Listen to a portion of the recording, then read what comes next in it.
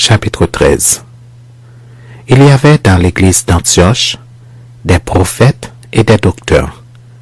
Barnabas, Siméon appelé Niger, Lucéus de Cyrène, Manaen qui avait été élevé avec Hérode le tétrarque, et Saul. Pendant qu'ils servaient le Seigneur dans leur ministère et qu'ils jeûnaient, le Saint-Esprit dit, « Mettez-moi à part Barnabas et Saul pour l'œuvre à laquelle je les ai appelés. » Alors, après avoir jeûné et prié, ils leur imposèrent les mains et les laissèrent partir. Barnabas et Saul, envoyés par le Saint-Esprit, descendirent à Séleucie et de là ils s'embarquèrent pour l'île de Chypre. Arrivés à Salamine, ils annoncèrent la parole de Dieu dans les synagogues des Juifs. Ils avaient Jean pour aide. Ayant ensuite traversé toute l'île jusqu'à Paphos, ils trouvèrent un certain magicien, faux prophète juif nommé Bar-Jésus, qui était avec le proconsul Sergius Paulus, homme intelligent. Ce dernier fit appeler Barnabas et Saul et manifesta le désir d'entendre la parole de Dieu. Mais Élymas, le magicien, car c'est ce que signifie son nom, leur faisait opposition, cherchant à détourner de la foi le proconsul. Alors, Saul, appelé aussi Paul, rempli du Saint-Esprit, fixa les regards sur lui et dit, « Homme plein de toute espèce de ruse et de fraude, fils du diable, ennemi de toute justice, ne cesseras-tu point de pervertir les voies droites du Seigneur? Maintenant voici, la main du Seigneur est sur toi, tu seras aveugle, et pour un temps tu ne verras pas le soleil. » Aussitôt l'obscurité et les ténèbres tombèrent sur lui, et il cherchait en tâtonnant des personnes pour le guider. Alors, le proconsul, voyant ce qui était arrivé, courut, étant frappé de la doctrine du Seigneur. Paul et ses compagnons, s'étant embarqués à Paphos, se rendirent à Perge, en Pamphylie. Jean se sépara d'eux et retourna à Jérusalem. De Perge, ils poursuivirent leur route et arrivèrent à Antioche de Pisidie. Étant entrés dans la synagogue le jour du sabbat, ils s'assirent.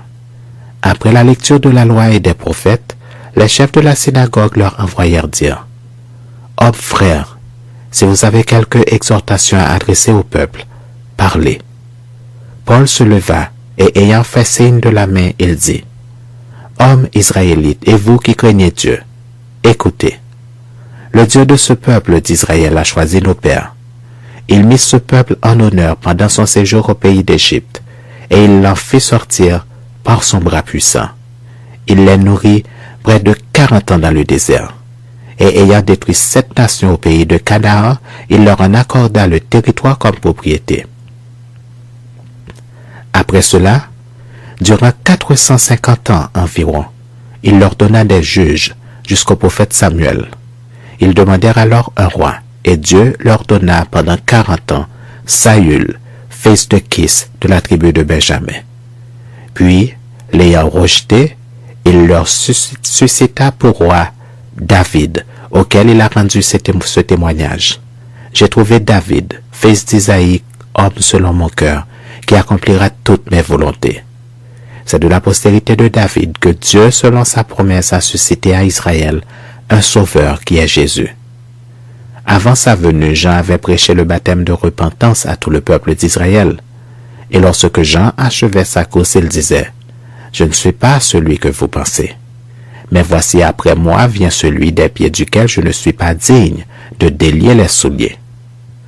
Hommes, frères, fils de la race d'Abraham, et vous qui craignez Dieu, c'est à vous que cette parole de salut a été envoyée.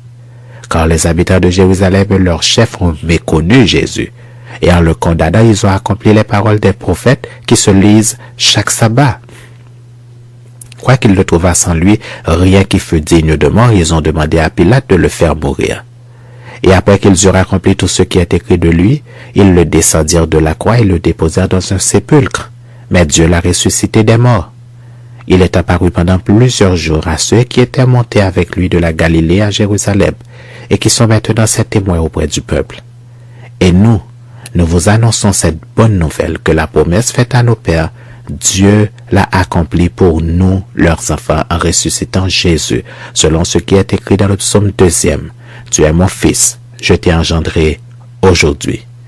Qu'il l'ait ressuscité des morts de telle sorte qu'il ne retournera pas à la corruption, c'est ce qu'il a déclaré en disant, je vous donnerai les grâces saintes promises à David, ces grâces qui sont assurées. C'est pourquoi il dit encore ailleurs, tu ne permettras pas que ton sein voie la corruption. Or, David, après avoir en son temps servi au dessein de Dieu, est mort et a été réuni à ses pères et a vu la corruption. Mais celui que Dieu a ressuscité n'a pas vu la corruption. Sachez donc, hommes frères, que c'est par lui que le pardon des péchés vous est annoncé, et que quiconque croit est justifié par lui de toutes les choses dont vous ne pouviez être justifiés par la loi de Moïse. Ainsi, prenez garde qu'il ne vous arrive ce qui est dit dans les prophètes. Voyez, contenteurs, soyez étonnés et disparaissez, car je vais faire en vos jours une œuvre que vous ne croiriez pas si on vous la racontait. Lorsqu'ils sortirent, on les pria de parler le sabbat suivant sur les mêmes choses. Et à l'issue de l'assemblée, beaucoup de Juifs et de prosélytes pieux servirent Paul et Barnabas qui s'entretinrent avec eux et les exhortèrent à rester attachés à la grâce de Dieu. Le sabbat suivant, presque toute la ville se rassembla pour entendre la parole de Dieu. Les Juifs, voyant la foule, furent remplis de jalousie et ils s'opposaient à ce que disait Paul en le contredisant et en l'injuriant. Paul et Barnabas leur dirent avec assurance, « C'est à vous premièrement que la parole de Dieu devait être annoncée. Mais puisque vous la repoussez et que vous vous jugez vous-même indigne de la vie éternelle, voici nous nous tournons vers les païens. Car ainsi nous l'a ordonné le Seigneur, je t'ai établi pour être la lumière des nations, pour porter le salut jusqu'aux extrémités de la terre. » Les païens se réjouissèrent d'entendre cela. Ils glorifiaient la parole du Seigneur, et tous ceux qui étaient destinés à la vie éternelle crurent.